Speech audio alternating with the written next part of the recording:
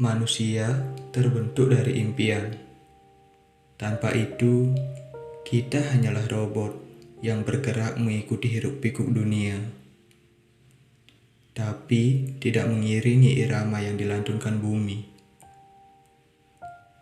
Dan impian bukan sesuatu yang absolut. Ia dapat berubah, bertambah, bahkan berkurang. Bagi lelaki itu sendiri, impiannya telah bertambah satu. Melangkah beriringan bersama gadis yang bernama Anadidai. Selain pandai mengungkapkan fakta, kini lelaki itu juga pandai menyembunyikan fakta. Ia bukan sekedar seorang jurnalis. Ia merangkap konspirator. Visinya membahagiakan gadis yang mengingatkannya pada lembayung. Misinya jangan sampai tertangkap pacar sang gadis.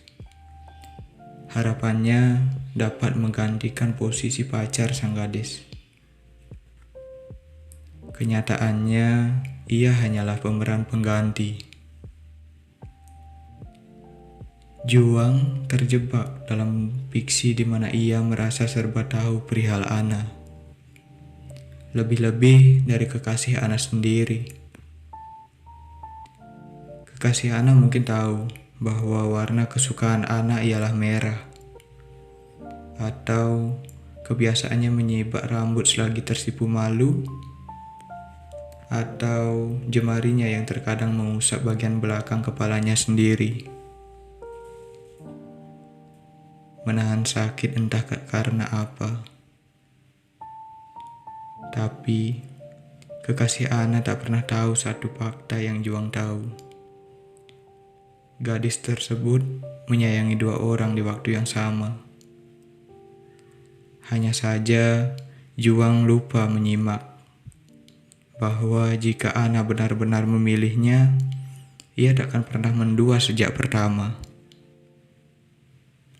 Namun, bukankah setiap manusia memiliki alasan dan latar belakang mereka masing-masing?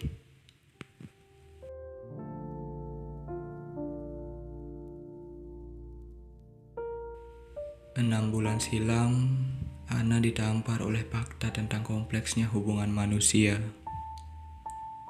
Kekasihnya selingkuh.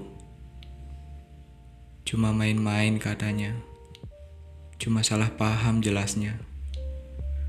Tapi rasa yang Ana punya membuatnya bertahan dan mencoba memperbaiki. 4 bulan silam, ia bertemu warna yang lain. Merah penuh getir, menyiratkan keringkihan dalam pola kerasnya.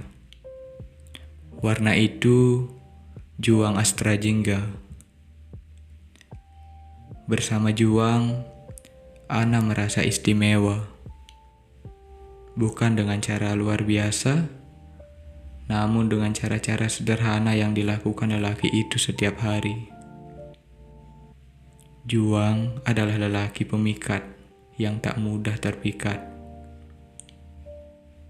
Ana tidak pernah diperlakukan bak tuan putri. Ia kerap kali dijadikan seorang pemikir yang turut mengambil keputusan dalam hal-hal kecil, semacam akan kemana mereka petang ini, menonton film apa mereka Sabtu depan, baju apa yang bagus untuk Juang pakai. Dan Ana senang akan itu. Ia senang menjadi kopilot dalam pesawatnya bersama Juang, bukan sekadar menjadi penumpang. Toh, Kartini menyuarakan emansipasi wanita 100 tahun yang lalu agar para perempuan di generasi berikutnya dapat mengambil keputusan, bukan sekadar menganggut-nganggut mengikuti lelakinya. Lalu mengapa kau tidak bisa mengambil keputusan untuk pergi bersamaku?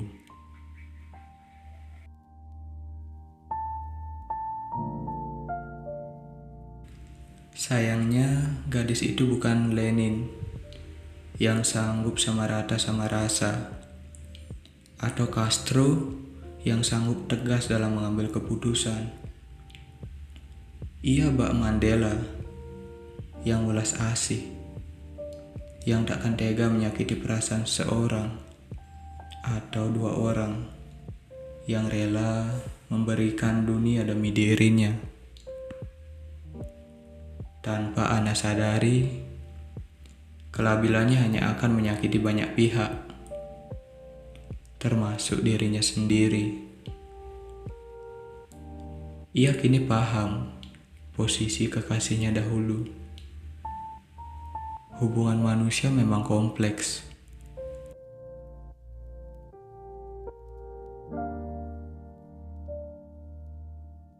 Juang makin lama makin terjaga dari mabuknya. Terlalu banyak ketidakpastian. Sebentuk kepastian dapat sedikit melegakan napasnya. Betapa ia ingin terbangun di suatu pagi dengan perasaan tenang, karena seburuk apapun hidup, ia memiliki pegangan.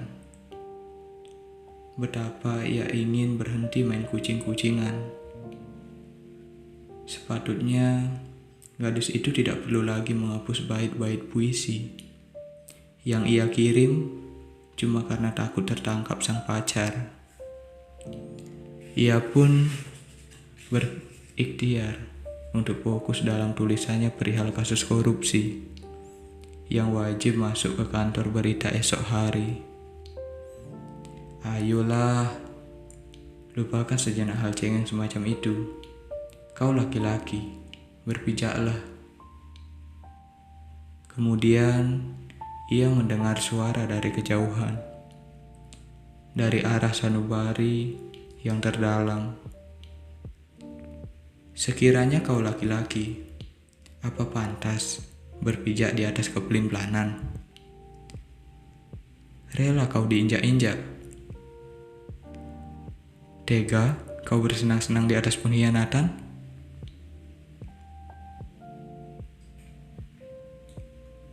Sejahat apapun seseorang, ujungnya akan mendengarkan hati nurani. Bahkan, tangan yang menutup rapat telinga pun akan lelah. Dan itulah yang dirasakan Juang. Setelah bulan demi bulan, terlibat dalam sebuah riwayat yang hanya bisa dibisikkan, Juang berpikir keras. Ia mengembalikan logika dalam pesta pemungutan suara tentang akan kemana kakinya harus melangkah.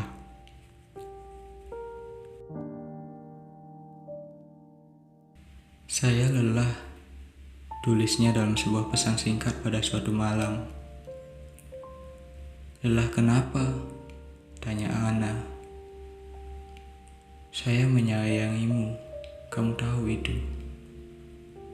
Jadi, lelah menyayangiku, gadis itu menggodanya.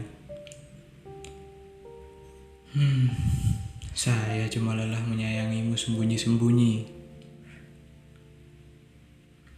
Lama Ana tak menjawab.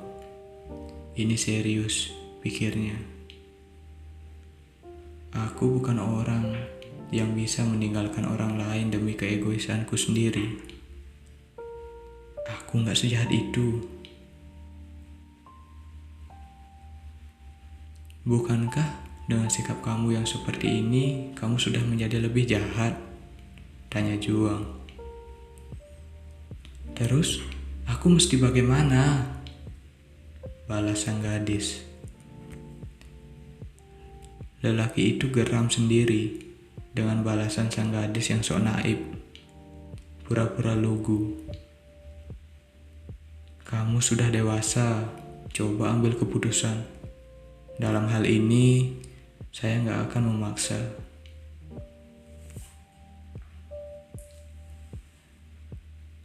Tidak ada lagi jawaban malam itu, juga malam-malam berikutnya. Hingga sepekan berselang tanpa kabar.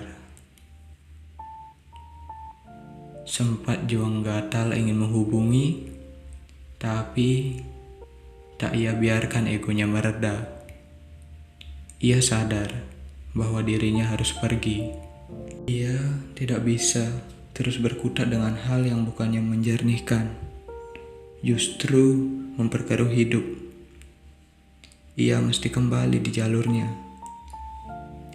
Kenangan perihal Ana berpegangan tangan menyaksikan pijar kota di Cardil, mengejar pajar di tebing keraton, menanti hujan reda di Dago Pakar, bahkan biang lala di Sirnagali dikuburnya dalam-dalam. Film terindah pun mesti berakhir, walau tamatnya tidak indah.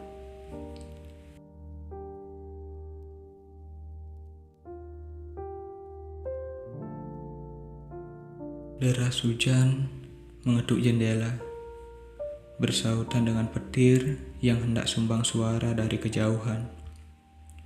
Di kamar indekos yang dinding-dindingnya mulai berternak jamur, Juang baru saja mengirimkan surel kepada sebuah LSM internasional yang bermarkas di Jakarta. Surel itu berisi proposal untuk menggali lebih dalam perkara sejarah Indonesia Timur, khususnya Papua. Tiba-tiba ponselnya bergetar, menari di sebelah asbak yang dipenuhi puntung rokok. Di liriknya layar telepon, nama gadis itu tertera. Satu nama yang mampu menghancurkan segala pertahanannya yang telah disusun ulang.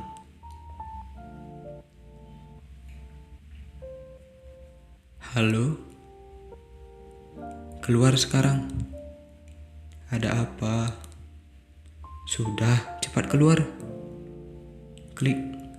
Telepon kemudian ditutup. Juang melangkah cepat menuruni tangga menuju koridor yang membawanya ke halaman rumah. Didapatinya gadis itu berdiri membelakanginya. Pakaiannya basah, rambut panjangnya berantakan. Ia menggigil kedinginan. Pernah dengar penemuan tercanggih yang namanya payung? Tanya Juang. Aku suka hujan. Ada berkah yang Tuhan titipkan di setiap tetesnya. Balas Ana membelakangi, menatap bulir-bulir yang disinari kilau temaram lampu taman. Juang menarik tangan Ana. Ngomong apa sih? Ikut saya, ganti bajumu, nanti masuk angin. Sebentar, aku ingin bicara. Gadis itu melepaskan genggaman. Lelaki itu diam menanti. Tadi, selagi berjalan di bawah hujan, aku menyadari sesuatu. Tentang Ana tersenyum. Dengan mudahnya, kembali meledakkan alam semesta Juang. Maaf, aku menghilang. Bukan cuma dari kamu, tapi juga dari dia. Aku berusaha berpikir jernih.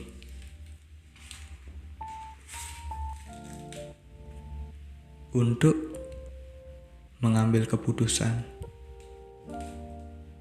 Juang sadar bahwa episode berikutnya dapat membawa ia terbang atau jatuh terjerembab. Namun, apapun itu, setidaknya Ana telah mencoba memberi kepastian. Sebuah kepastian, biarpun menyakitkan, jauh lebih baik dari harapan palsu. Penuh ragu, ia bertanya, "Keputusanmu adalah?" Gadis itu tidak menjawab. Sedetik kemudian, tubuhnya telah mendekap juang. Aku berterima kasih pada hujan yang telah menuntunku padamu, bisiknya.